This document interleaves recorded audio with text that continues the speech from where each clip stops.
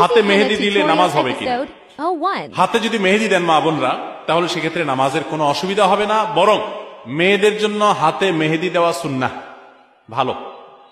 নবী করিম সাল্লাল্লাহু আলাইহি সাল্লাম কোন এক নারী কিছু একটা দিয়েছেন পর্দার আড়াল থেকে হাত দিয়ে বা কোনোভাবে, তো নবী সাল্লাল্লাহু আলাইহি সাল্লাম মহিলাদের ওদিক থেকে দেওয়া হয়েছে কিন্তু হাতে মেহেদি নাই, এটা দেখে তিনি আশ্চর্য হয়েছেন যে কোন পুরুষ নাকি সেখানে, মানে পুরুষের হাত আসলো কোত্থেকে।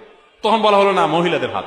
তখন নবী সাল্লাল্লাহু আলাইহি ওয়াসাল্লাম আশ্চর্য হয়েছেন। এই হাদিস থেকে বোঝা যায় মেয়েরা হাতে মেহেদি দেওয়া সুন্নাহ।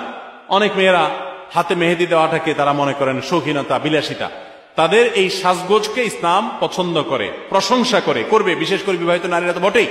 বিধায় মেহেদি ব্যবহার করলে ওযু হবে, কোনো অসুবিধা নাই, নামাজও হবে। এমনকি আর্টিফিশিয়াল মেহেদি যেগুলো বাজারে পাওয়া যায়, টিউব মেহেদি বলা হয়, এগুলো দিলেও ওযু হবে। এগুলো দেওয়ার ফলে অনেকে মনে করেন ওযু হবে না, কারণ এগুলো দেওয়ার ফলে অনেক সময় এই মেহেদিগুলো খসে খসে পড়ে, চামড়া খসে পড়ার মতো। তো এটা আসলে চামড়া খসে পড়া না, এটা চামড়ার উপর আলাদা কোনো আবরণ বা স্তর সৃষ্টি করে না, বরং এক ধরনের কেমিক্যাল থাকে অ্যাসিডের মতো। এটার কারণে চামড়ার উপরে সূক্ষ্ম লেয়ারটা, যেখানে বেশি মেডিসিন পড়ে সেখানে একটু খসে পড়ে। এর কারণে আলাদা লেয়ার যেহেতু হয় না, অতএব এগুলো দিলে ওযু হবে, নামাজও হবে। মেহেদি ব্যবহার করতে পারেন, কোনো অসুবিধা নেই।